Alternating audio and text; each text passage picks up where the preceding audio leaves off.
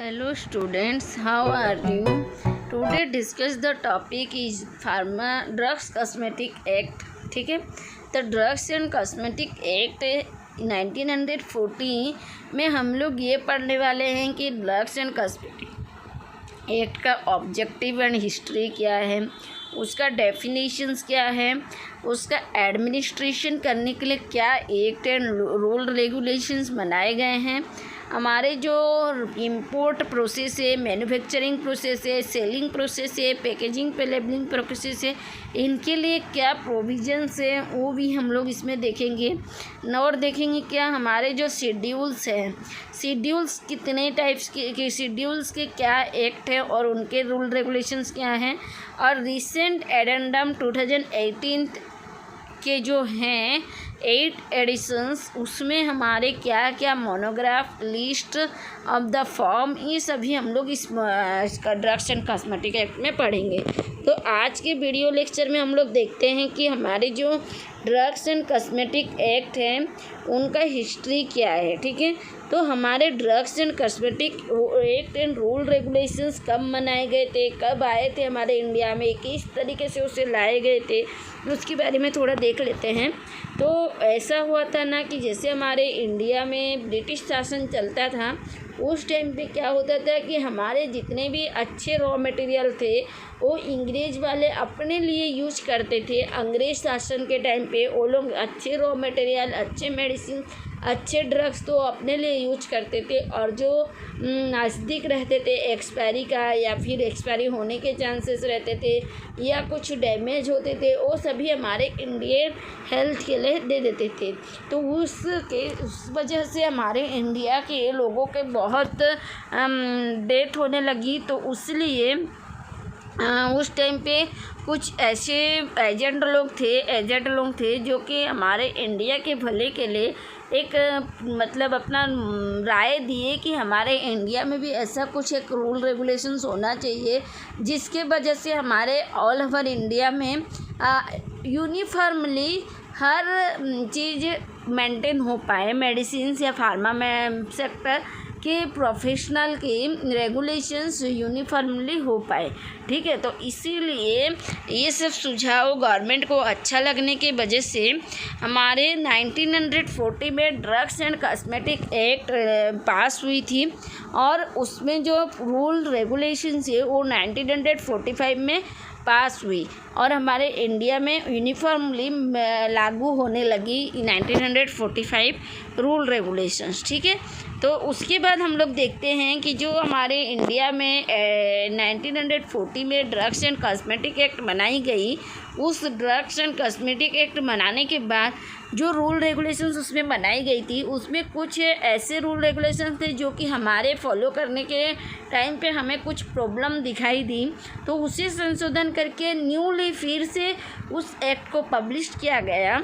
तो उसे हम लोग बोलते हैं एडेंडम। तो एडेंडम हमारे फर्स्ट ड्रग्स कॉस्मेटिक के 1955 में हुई थी, सेकेंड एडेंडम 60 में, थर्ड एडेंडम 62 में, फोर्थ एडेंडम 64 में, फिफ्थ 72 में, सिक्स्थ 82 में, एंड सेवेंथ 99 में, एंड 8 2008 में। तो ड्रग्स कॉस्मेटिक एक्ट की रिसेंट जो एडिशन चल रही है हमारी इंडिया में, वो हमारे 8 एडिशंस है ड्रग्स कॉस्मेटिक एक्ट के, और उसके ईयर क्या है 2008 में जो हमारे एक्ट रूल रेगुलेशंस लागू किए गए थे, पास हुए थे, उसी रूल रेगुलेशंस को आज भी फॉलो कर रहे हैं। ठीक है, तो हम लोग और देखते हैं कि जो हमारे ऑब्जेक्टिव क्या है, हम लोग ड्रग्स एंड कॉस्मेटिक एक्ट को मनाए क्यों हैं।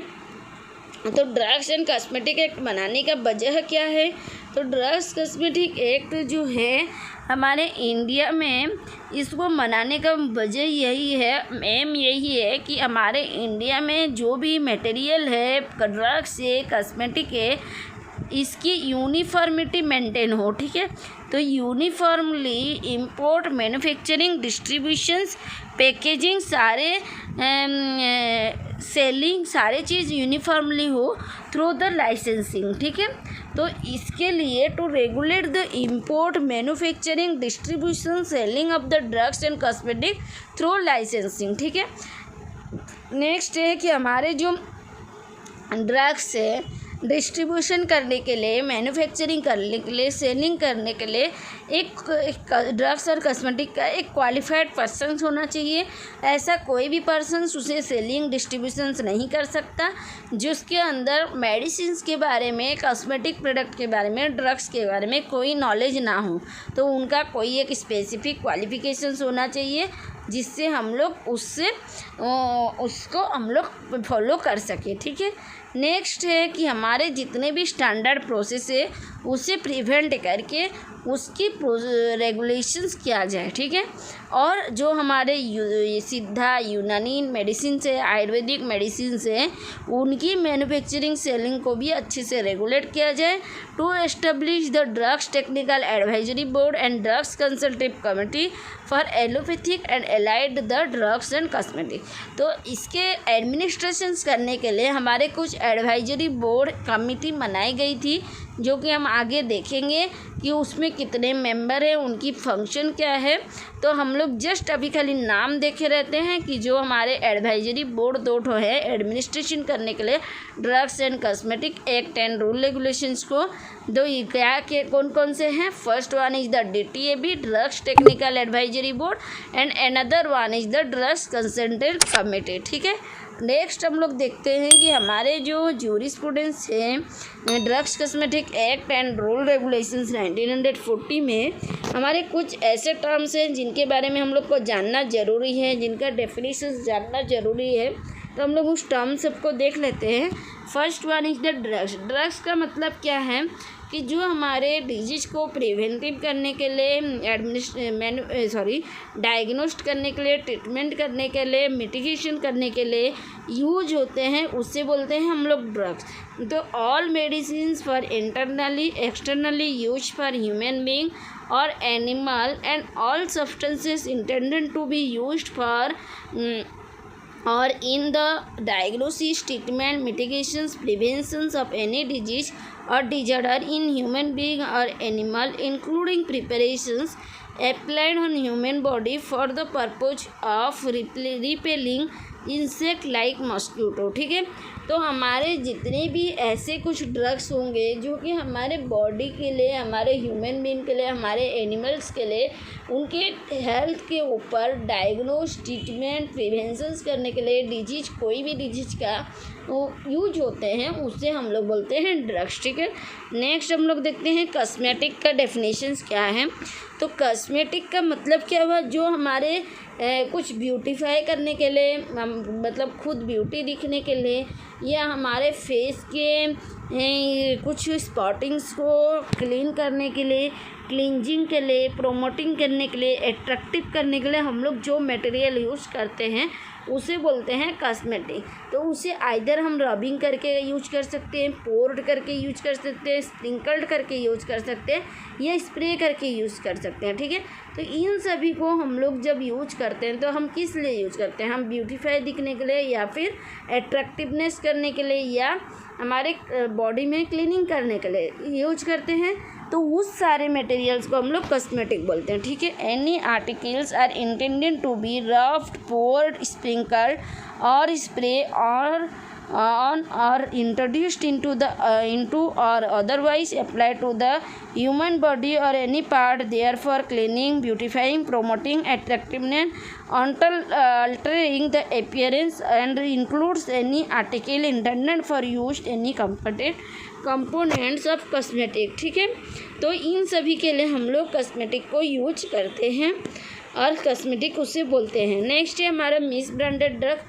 मिस ब्रांडेड ड्रग्स का मतलब क्या है कि हम लोग कोई भी एक ड्रग्स का लेबलिंग करते हैं। ठीक है, तो लेबलिंग करने लगे, हमें जो लेबलिंग कर रहे हैं उस लेबलिंग के पे अगर हमारी कोई प्रिंटिंग मिस्टेक हो रही है, या लेबलिंग में हम लोग सही से डेट नहीं डाले हैं, लेबलिंग की जो लेटर है वो सही से हमें दिखाई नहीं दे रही है, या बहुत डार्क हो गई है जिसकी वजह से वो सही से पढ़ा नहीं जा रहा है, इस टाइप के कोई भी मिस्टेक हुई है तो उस टाइप के ड्रग्स को हम लोग बोलते हैं मिस ब्रांडेड ड्रग्स। या फिर हमारे जो ड्रग्स हैं उसके कलर अच्छे से कोटेड नहीं हुए हैं, कोटिंग नहीं हुए हैं, पाउडर अच्छे से पॉलिशिंग नहीं हुए हैं, तो इन सभी प्रकार के ड्रग्स को हम लोग मिस ब्रांडेड ड्रग्स बोलते हैं। ठीक है, तो miss branded drugs if it is A colour coated powder और polished the damage is cancelled, or if it is made to appearance of the better or greater therapeutic value than it really is, or if it is not labeled in the prescribed manner। ठीक है, next हम लोग देखते हैं कि हमारे adulterated drugs क्या है। ठीक है, तो एडल्ट्रेटेड ड्रग्स का मतलब ये है कि जैसे हमारे ड्रग्स में हम लोग 2 टाइप्स के ड्रग्स बनाए हैं, लेकिन वो दिखने में एक जैसा ड्रग्स है। ठीक है, तो एक जैसा ड्रग्स है लेकिन उसका टेस्ट अलग है, उसका यूजेस अलग है, उसका साइड इफ़ेक्ट अलग है। हम लोग जानने में हम लोग एक जैसा दिख रहा है, देखने में फिजिकली एक जैसा है, लेकिन केमिकली एक जैसा नहीं है। तो हम लोग क्या कर रहे हैं, जो 2 ड्रग्स बनाए हैं उसका लेबलिंग नहीं किए हैं और एक पर्सन के सामने रखे हैं, बोले ये ड्रग्स को पहचानो कौन सा ड्रग्स है, वो पहचानने में गलती कर देगा। और यदि डाइक्लोफेनाक के जगह पे पैरासीटामोल को खाएगा तो वो क्या होगा, इंटेक करेगा, तो क्या होगा कि उसका जो डाइक्लोफेनाक का यूज था वो तो उस पैरासीटामोल में नहीं मिलेगा। तो उस टाइप्स के ड्रग्स को हम लोग बोलते हैं एडल्ट्रेटेड ड्रग्स। ठीक है, तो if it is consist in whole in और in part of any filthy putrid और डिकम्पोज ऑफ ए सब्सटेंस, अगर हमारा कोई ऐसा फॉल्ट हो रहा है उसको प्योर करने के लिए, डिकम्पोज करने के लिए, तो उसे हम लोग एडल्ट्रेटेड ड्रग्स बोलेंगे। और if it is has been prepared, packed और store under the insanitary conditions whereby in may have been contaminated with filth or whereby it may have been rendered injurious to health। ठीक है, next, और if it is a containers to composed in whole और in part of any poisonous or deleterious substances which may render the contents of injurious to health। ठीक है, तो हम लोग यदि एक कंटेनर में कंपोस्ट करके रख रहे हैं कोई पॉइजनस मटेरियल्स या डिटोरियस मटेरियल्स, वो हमारे बॉडी के लिए इंजूरियस है, हेल्थ के लिए इंजूरियस है, तो उस टाइप के ड्रग्स भी हमारे एडल्ट्रेटेड ड्रग्स बोले जाएंगे। ठीक है, नेक्स्ट हमारे हैं स्पोरियस ड्रग्स। स्पोरियस ड्रग्स में क्या होता है कि हमारा लेबल चेंज हो जाना, ड्रग्स में लेबल चेंज हो जाना, लेबल लगाने में हमें गलती होना, उस टाइप के ड्रग्स को बोलते हैं spurious drug. If it is imported under the name which belongs to another drugs, मतलब एक ड्रग्स कंटेनर में जो है वो ड्रग्स का नेम नहीं हो के दूसरा नेम है, तो उस टाइप के ड्रग्स को हम लोग बोलते हैं स्पोरियस ड्रग्स। ठीक है, if it is imitations of और substitutions for another drugs or resemble another drugs in a manner likely to devise or bears upon it or upon it label or container the name of the another drugs। ठीक है, समझ में आ गया। तो अभी हम लोग देखते हैं कि हमारे ड्रग्स एंड कॉस्मेटिक एक्ट में क्या क्या रूल रेगुलेशंस है और वो कितने टाइप्स के हैं। तो drugs and cosmetic act has been divided into 8 part, each dealing with the particular subject. ठीक है, तो 18 पार्ट में डिवाइड किया गया ड्रग्स एंड कॉस्मेटिक एक्ट को। हर एक पार्ट्स डीलिंग है हर एक सब्जेक्ट के साथ, अलग अलग सब्जेक्ट के साथ। ठीक है, तो इसका they are 2 types, one is the 2 schedule to the act, another one is the 23 schedule to the rule. तो ये 2 पार्ट्स में डिवाइड किया गया है। एक है कि 2 शेड्यूल है जो कि हमारे एक्ट के अंदर आते हैं, और उन 2 शेड्यूल में एक्ट में हमारे 23 रूल हैं, 23 रूल हैं, जो कि हमारे ड्रग्स एंड कॉस्मेटिक एक्ट में हमें पता चलती है। ड्रग्स मैन्युफैक्चरिंग करने के लिए, सेलिंग करने के लिए, इंपोर्ट करने के लिए हमें किस तरीके से उसे फॉलो करना है। ठीक है, तो जो हमारे 2 शेड्यूल हैं, ए में हमारे क्या आ रहे हैं 2 शेड्यूल ऑफ द एक्ट। ठीक है, 2 शेड्यूल ऑफ द एक्ट। तो 2 शेड्यूल ऑफ द एक्ट में हम लोग क्या देखेंगे कि हमारे जो शेड्यूल हैं वो क्या हैं, first schedule and second schedule. तो ये 2 शेड्यूल में आ रहे हैं हमारा, एक फर्स्ट शेड्यूल और दूसरा सेकंड शेड्यूल। तो फर्स्ट शेड्यूल में हमारा क्या बोल है, जो हमारे बुक के नेम हैं, बुक के नेम के लिस्ट है, वो हमें फर्स्ट शेड्यूल के अंदर मिलेंगे, बिलोंग्स टू आयुर्वेदिक, सिद्धा, यूनानी मेडिसिन। एंड सेकेंड शेड्यूल के अंदर हमारे जितने भी मतलब ड्रग्स के स्टैंडर्ड प्रिपरेशंस हैं उसके लिस्ट हमें सेकेंड शेड्यूल के अंदर मिलेंगे, ठीक है। तो फर्स्ट शेड्यूल के अंदर बुक की लिस्ट मिलेगी, सेकेंड शेड्यूल के अंदर स्टैंडर्ड प्रिपरेशंस मिलेगी एक्ट के रिलेटेड, ड्रग्स के रिलेटेड, ड्रग्स को इंपोर्ट करने के लिए, मैन्युफैक्चरिंग करने के लिए, सेलिंग करने के लिए, स्टॉक करने के लिए क्या क्या स्टैंडर्ड प्रिपरेशन चाहिए, वो हमारे सारे schedule of the act, second schedule of the act में मिलेगी, ठीक है।